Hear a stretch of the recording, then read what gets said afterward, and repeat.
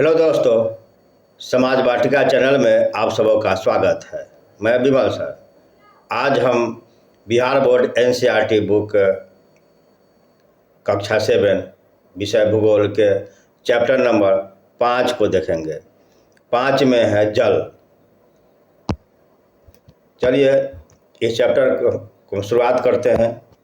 इसमें लिखा हुआ है कि जल के बारे में सोचने पर आपके मस्तिष्क में क्या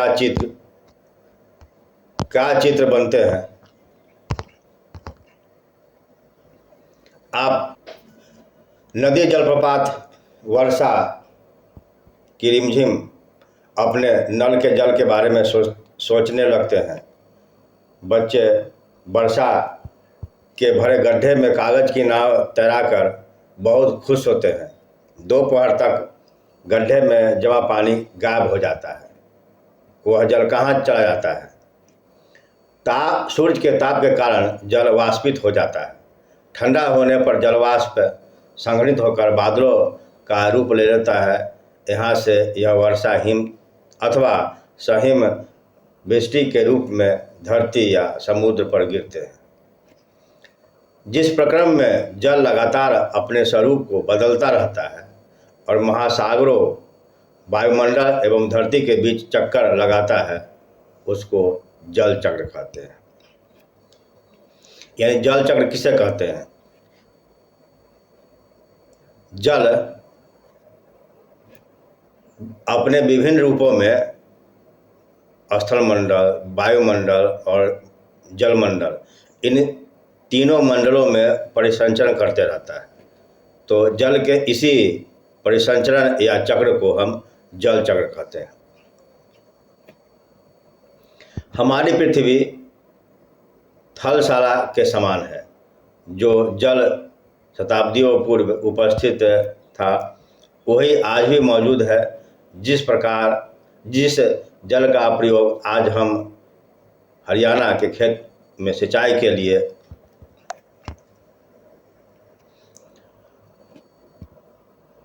कर रहे हैं, हो सकता है कि वह सैकड़ों वर्ष पहले अमेजन नदी में बहता हो।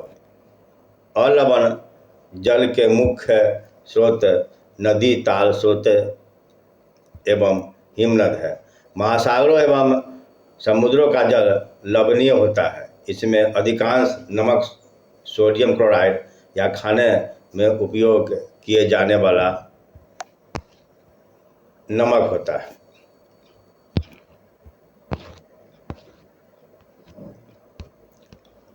यहाँ दिया हुआ है कि एक डायग्राम दिया हुआ है। इस डायग्राम में दिया हुआ कि सबसे पहले यह जो भाग है वह यह जलीय भाग है और यहाँ से जल वाष्पित या वाष्पीकरण होकर ऊपर उठ रहा है। ऊपर उठने के बाद यानी हायर भी गो, कूलर भी फील। जैसे जैसे ऊपर जाते हैं वैसे वैसे तापमान गिरता है, तो ऊपर जाने के बाद तापमान कम हो जाता है, तो जल वाष्प जो है जल के कण के रूप में बदल जाता है और वह संघनित यानी बादल के रूप में संघनित हो जाता है और फिर यह वर्षा के रूप में नीचे ज़मीन पर, स्थलमंडल पर, जलमंडल पर, सभी क्षेत्रों में यह गिरने लगता है, नीचे गिरने लगता है। तो इसी को कहते हैं वर्षण, या नीचे जो गिरता है उसको कहते हैं वर्षण। यह जो चक्र है यानी जल से ऊपर जाना, वायुमंडल में जाना, फिर वायुमंडल से फिर वह स्थल पर और फिर जल में, तो इस प्रकार से एक चक्र बनता है जिसे हम जल चक्र कहते हैं।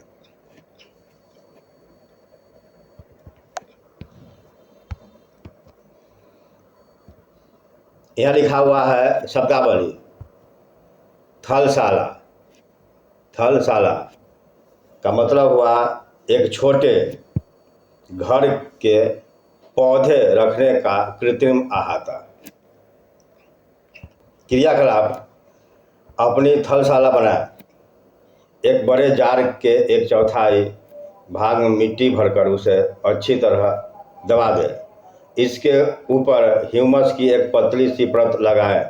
पहले सबसे बड़े पौधे लगा, तदनुपरांत इसके चारों ओर छोटे छोटे पौधों को व्यवस्थित करे, जिसमें जल की फुहार छिड़के, जार को बंद कर दे। उसके बाद जो है पत्तियों एवं मिट्टियों के द्वारा वाष्पित जल संघनित होकर जल की बूंदों के रूप में नीचे गिरता है। नीचे दिया हुआ है इसमें विश्व प्रमुख समुद्र, झीलें और नदियाँ। यह पूरा जो है वह विश्व का मानचित्र है। इसमें विभिन्न जलीय भाग है और स्थलीय भाग है। तो यह जो भाग है, यह जो पूरा भाग है वह उत्तर अमेरिका है, यह जो है वह दक्षिण अमेरिका है, यह अफ्रीका है, यह यूरोप और एशिया है, ऑस्ट्रेलिया है। तो प्रमुख समुद्र यानी महासागर के बारे में देखना है तो यहाँ से जो इस तरह का ये जो भाग है, यह सब जो है यह प्रशांत महासागर है, और फिर इधर से इधर जो भाग है वह प्रशांत महासागर है। ठीक है।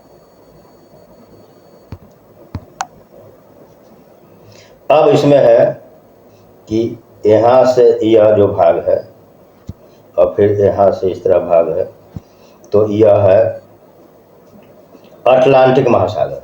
यह जो है अटलांटिक महासागर पूरा है। चूँकि यह यहाँ पर विषुवत रेखा है, तो यह इससे उत्तर का भाग यह है, दक्षिण का भाग यह है, तो इससे उत्तर वाला भाग जो है उसको कहते हैं उत्तरी अटलांटिक महासागर, और इससे दक्षिण वाला जो भाग है उसको दक्षिणी अटलांटिक महासागर। उसी तरह यहाँ जो दिया हुआ है यह भाग जो है यह हिंद महासागर का भाग है, और इधर जो है उत्तरी ध्रुव के चारों तरफ का क्षेत्र जो है उसको कहते हैं उत्तरी ध्रुव महासागर, और दक्षिण का जो आर्कटिक है उसके चारों तरफ का क्षेत्र है उसको दक्षिण ध्रुव या आर्कटिक महासागर। यानी इसको कहते हैं उत्तरी ध्रुव महासागर, इसको कहते हैं दक्षिण ध्रुव महासागर, अथवा आर्कटिक ओशन, अंटार्कटिक ओशन।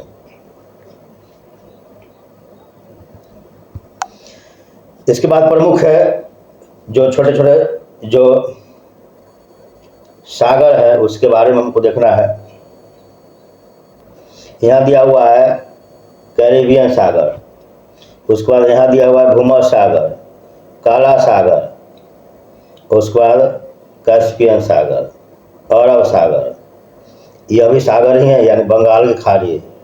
उसके बाद यहाँ पर दिया हुआ है उत्तरी चीन सागर और दक्षिणी चीन सागर, उसके बाद यहाँ दिया कोरल सागर।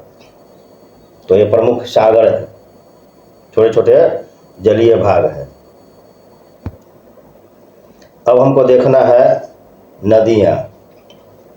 तो यहाँ देख रहे हैं यह अमेजन नदी है, यह जो मिसिसिपी नदी है, यह नाइजर नदी है, कांगो नदी है, नील नदी है।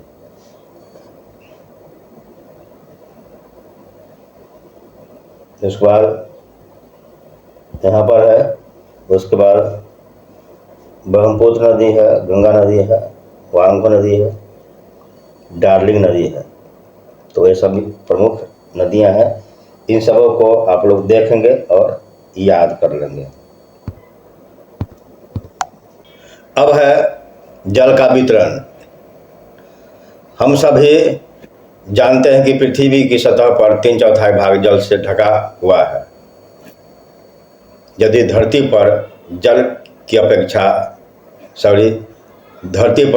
अपेक्षा जल अधिक है तो अनेक देशों में जल की कमी का सामना क्यों करना पड़ता है? क्या पृथ्वी पर मौजूद संपूर्ण जल हमारे लिए उपलब्ध है? निम्नलिखित तालिका में जल वितरण का वितरण दिया गया है। महासागर में टोटल जल का जो है 97.3% है। वर्फ छत्रक यानी पर्वतों पर जो चोटी ढका हुआ है वह 2.0%। भूमिगत जल 0.68%। झीलों का अलवण जल 0.009%,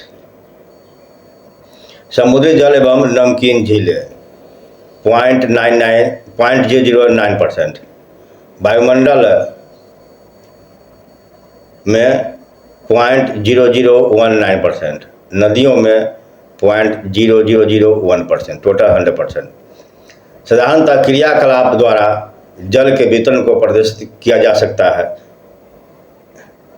जो कि पीछे हम लोग देखे हैं, और यहाँ पर भी दिया हुआ है।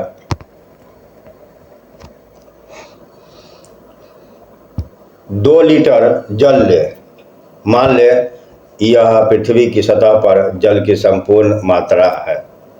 बर्तन में 2 चम्मच जल मापकर दूसरे कटोरे में रखें। बर्तन से जल निकालने के बाद शेष जल अलवणीय जल को दर्शाता है, जो महासागर एवं समुद्र में पाया जाता है। यह जल उपयोग के लिए उपयुक्त नहीं है। यह लवणीय जल यानी नमक युक्त होता है। कटोरे में निकाल कर रखा गया 12 चम्मच जल समुद्र पर मौजूद संपूर्ण अलवण जल की मात्रा को दर्शाता है। इसमें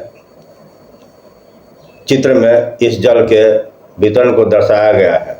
आप स्वयं देखें कि आप जल की कितनी मात्रा का उपयोग कर सकते हैं। यहाँ दिया हुआ है।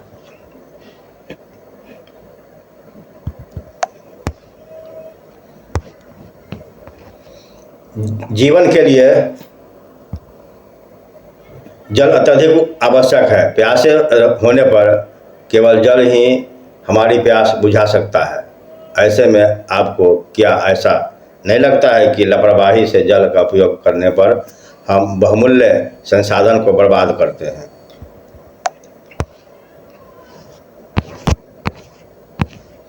यहाँ लिखा हुआ है बॉक्स में लवणता, यानी लवणता किसे कहते हैं? 1000 ग्राम जल में मौजूद नमक की मात्रा होती है। महासागर की औसत लवणता 35 ग्राम प्रति 1000 ग्राम है।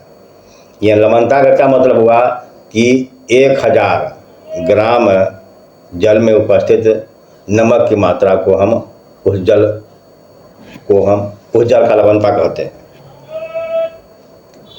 समुद्र में जो लवणता है वह 35% है, यानी 35 है। 1000 ग्राम में उसका 35 ग्राम जो है वह लवण है। इजराइल के मृत सागर में 340 ग्राम प्रति लीटर लवणता होती है, बहुत अधिक है। तैराक इसमें पलव कर सकते हैं क्योंकि नमक की अधिकता इसे संकट बना देती है।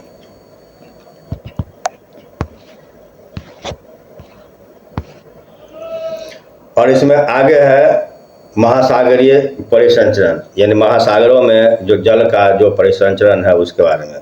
लेकिन वीडियो थोड़ा लंबा हो रहा है, इसलिए इस भाग को हम अगले वीडियो में देखेंगे। तब तक आप इस चैनल को सब्सक्राइब कर दें तथा इस वीडियो को लाइक और शेयर कर दें। तो मिलते हैं सीधे दूसरे वीडियो में। तब तक के लिए जय हिंद, जय भारत।